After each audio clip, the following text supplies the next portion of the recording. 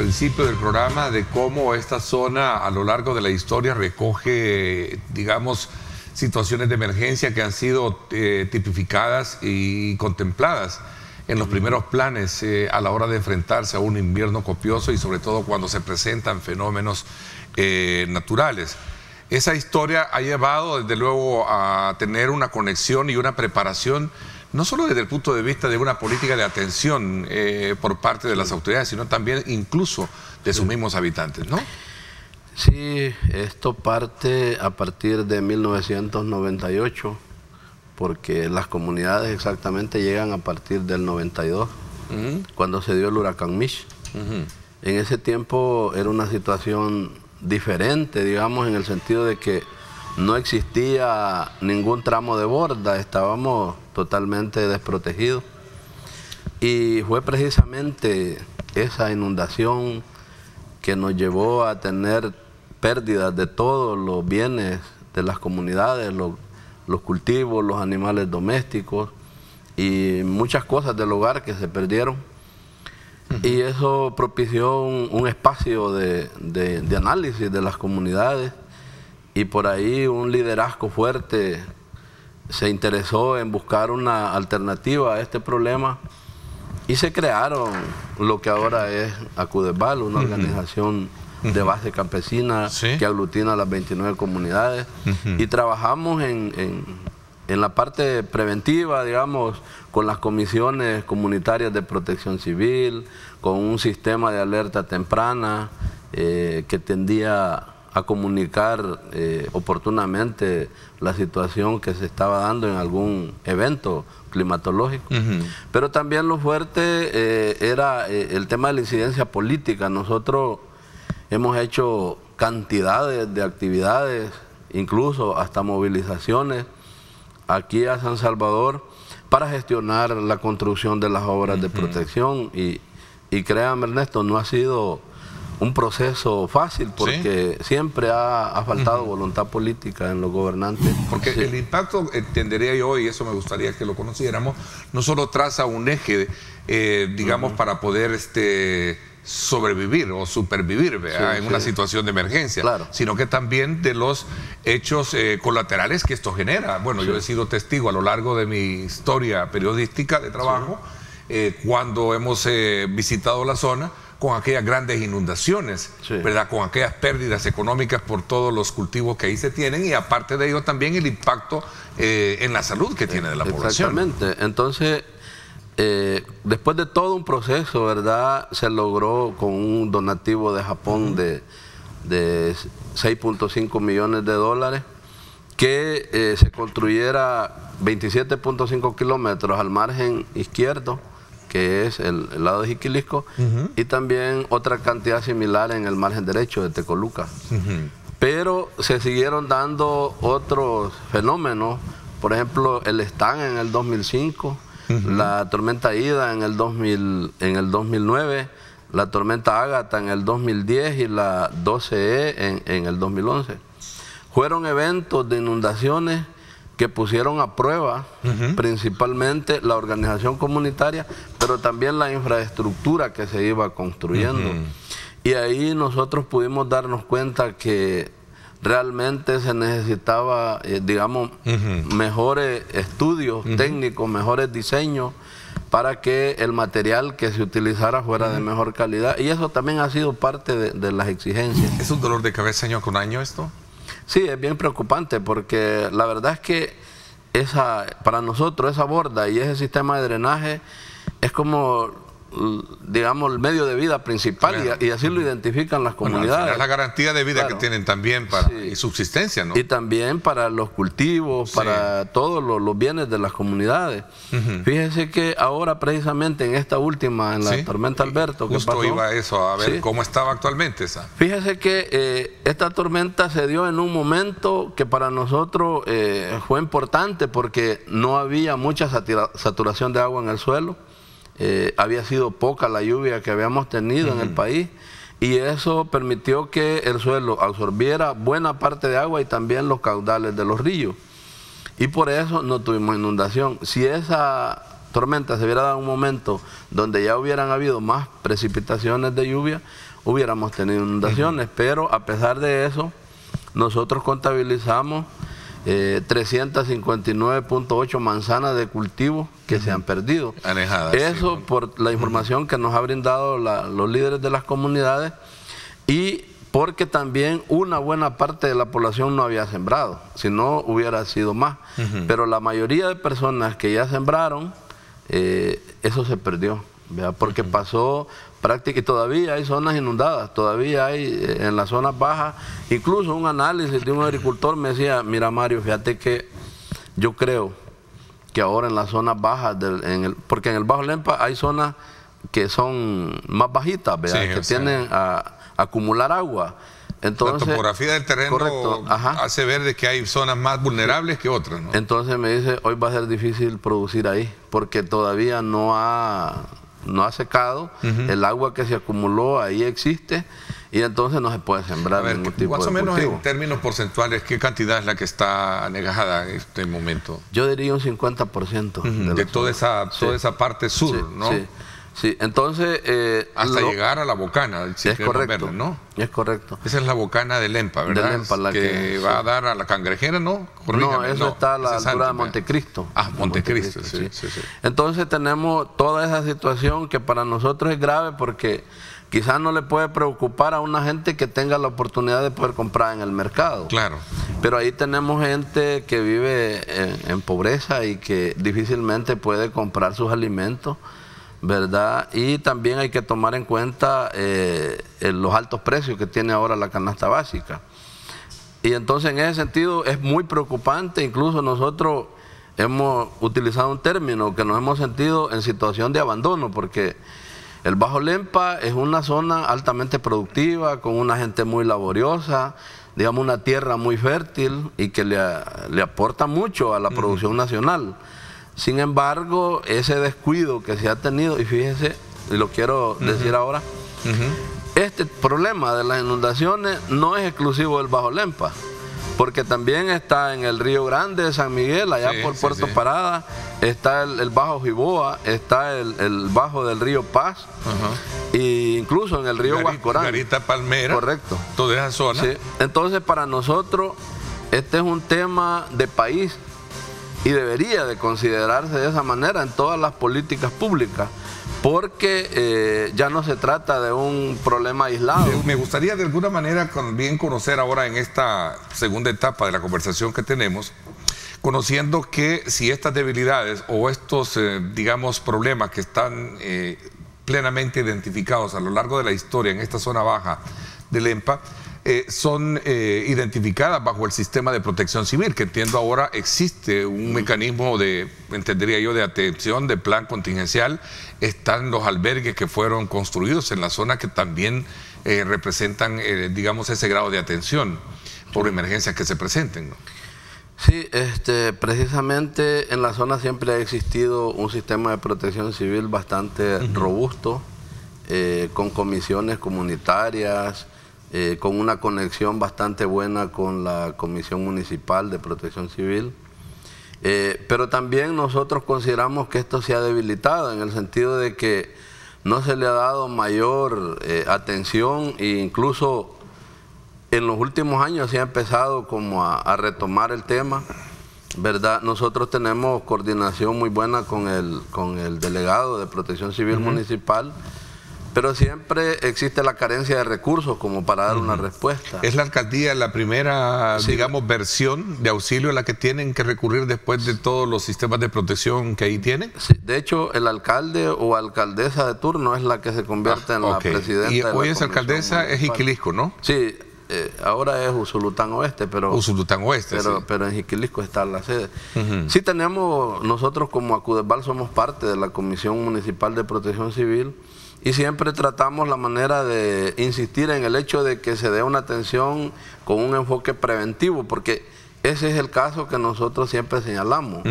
La visión que vemos en el actual gobierno es una visión reactiva, es decir, porque ellos tienen muy buena capacidad de reaccionar en el momento que se da el evento, incluso hoy para la tormenta Alberto, pudimos ver una cantidad de medios de transporte, incluso buses, prestos para evacuar población de las comunidades en caso de ser necesario. O sea, hay una capacidad de respuesta, ¿verdad?, en momentos de emergencia.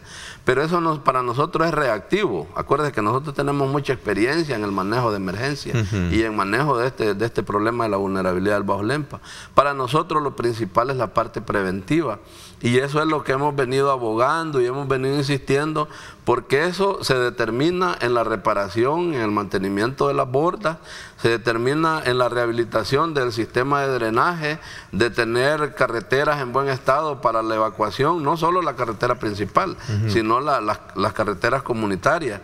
Pero por ejemplo tenemos una calle a Sisiguayo, tenemos una calle a Nueva Esperanza, que ha estado bastante deteriorada, y la de Sisiguayo incluso sigue deteriorada. Y la que va hacia Corral de Muras, que es una, digamos, la carretera principal, ¿no?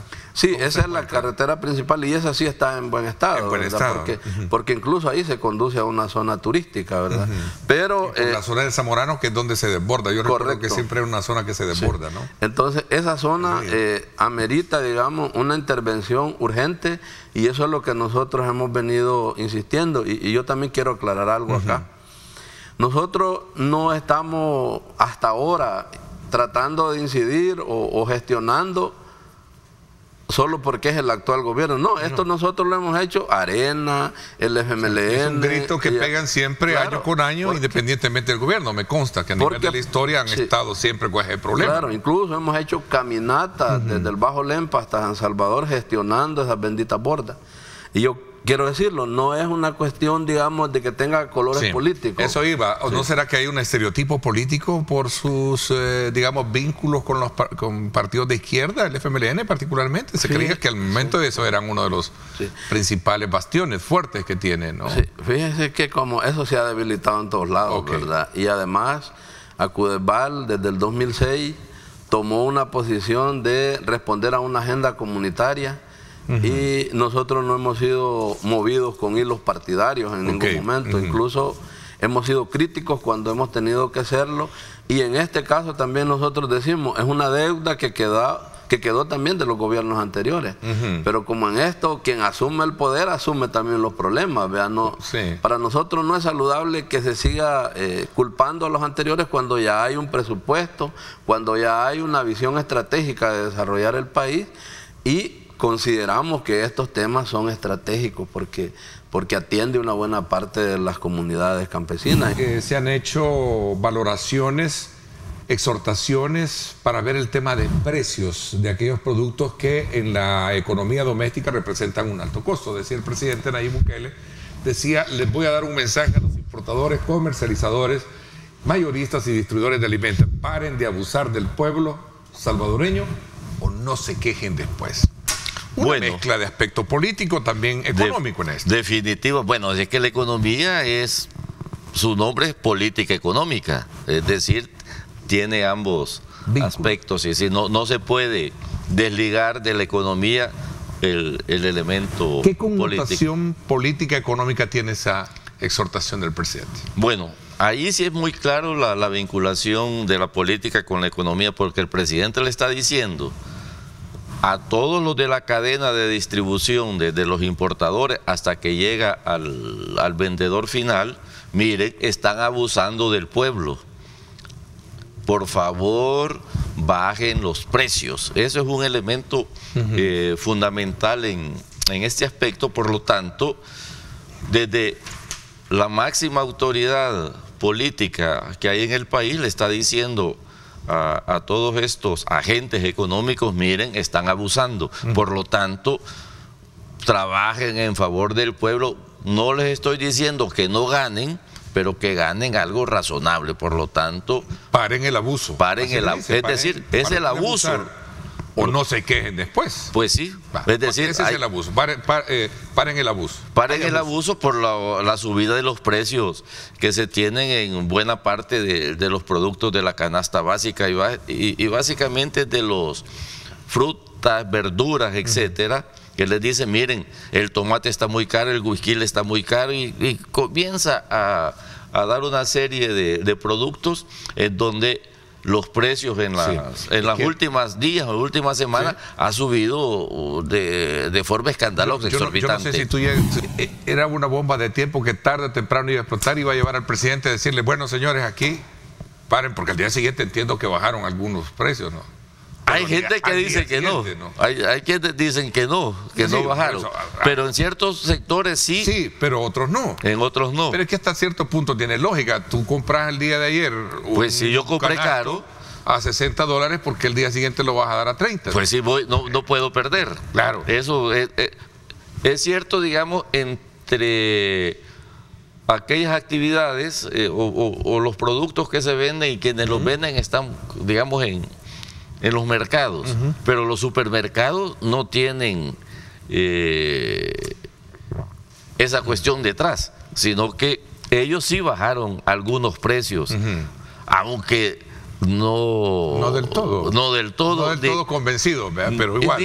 Ni en las proporciones que uno esperaba que se redujesen los precios, pero sí son los primeros dentro de la cadena que sí actuaron al respecto, pero en los mercados es más retardado el efecto, precisamente por lo que acabas de decir, que la gente, el del canasto, compra caro y no va a vender barato lo que compró caro, sino que eso tiene que esperar un cierto lapsus para que de nuevo su proveedor le diga, mira, ya no te voy a vender a 50, sino que te lo voy a vender que a 30, a 35, entonces allí la cadena de comercialización es más lenta. Es secreto ver algunos contenidos digitales en las redes donde vendedores se quejaban de que la gente llegaba a pedirle 15 tomates por $1, claro, y los dejaban con la bolsa, ¿no? Pues sí.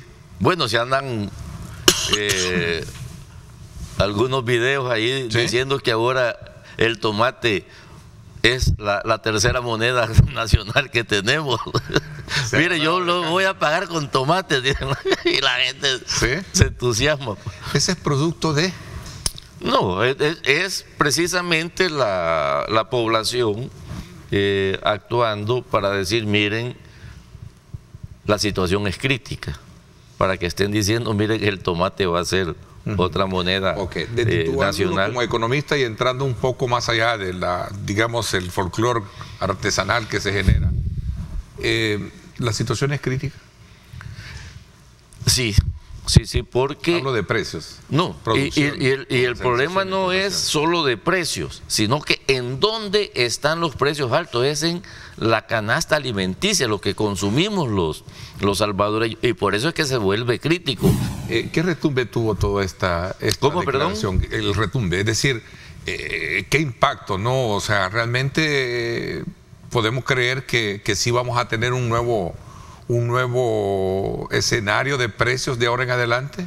Yo esperaría que sí. ¿O hay que sentar precedentes? Porque a esto quiero llegar. Porque el presidente, y esto lo recogieron algunos analistas, no es un invento mío, no me lo estoy inventando yo, donde él dejaba en claro que ya tenían identificado quiénes eran los, por decirte así, los malacates, ¿no? No, es decir, los importadores sabemos quiénes son.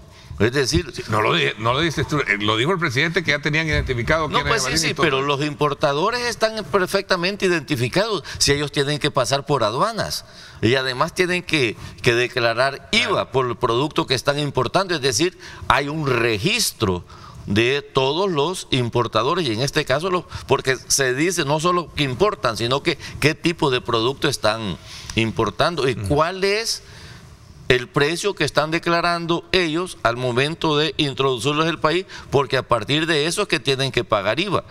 Y generalmente, ¿qué es lo que hace esta gente? Subdeclara el precio, lo introduce aquí y aquí ya lo venden alto. Entonces están perfectamente identificados, todos.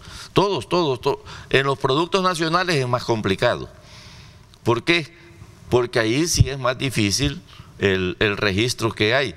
Y me estaban comentando alguien, no sé qué tan cierto es, que en la tiendona no dejan entrar o se dificulta que los productores nacionales lleven su producción a poderla vender en la tiendona, les bloquean. Ahí solamente las mafias que ahí están permiten que los importadores y algunos otros mayoristas puedan ingresar. Eso es un absurdo.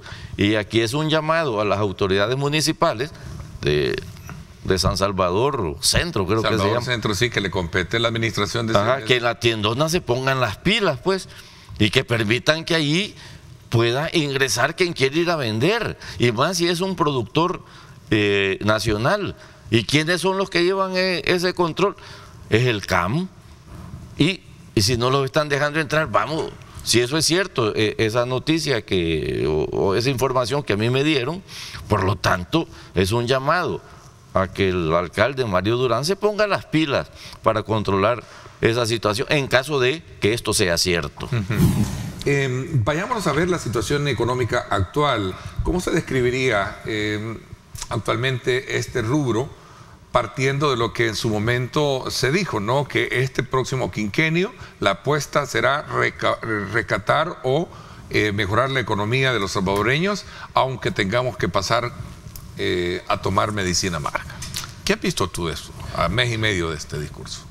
Bueno, en mes y medio es difícil poder decir, miren, se ha dado un viraje. La economía tiene que pasar por un proceso de se siembra, se madura y se obtiene se siembra, crece y luego los resultados, fruto, ¿no? Sí. Ya históricamente en los últimos años hemos visto que ha habido un cambio en la economía, por ejemplo, en lo que es el crecimiento de la economía. Yo aquí tengo unos datos.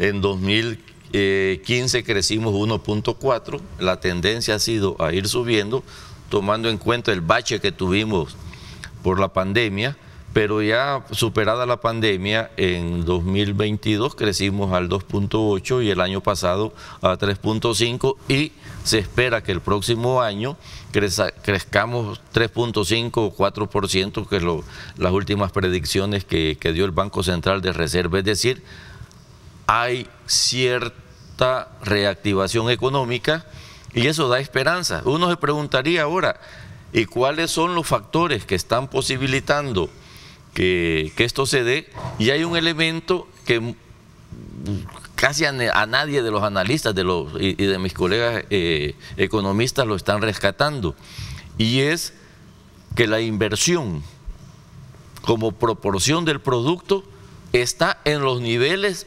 históricos más altos que hay. ¿Cuál ha sido el récord de esto? Fue en los años 60, es decir, ya tenemos más de 50 años de que la relación de inversión es de lo más alto que estamos alrededor del 22% de proporción del producto. ¿No ves cambios significativos, pero sí luces de lo que podría venir para establecer parámetros de mejoría en el tema económico? Y también hay que decir otro aspecto importante que se le está dando no la relevancia que tiene, y es que como producto de la mejora en el clima de seguridad, muchos salvadoreños de los que se fueron hacia los Estados Unidos están trayendo capital fresco. Con muchos incentivos. Lo conversé esta semana con la ministra de Economía. ¿Ah, sí?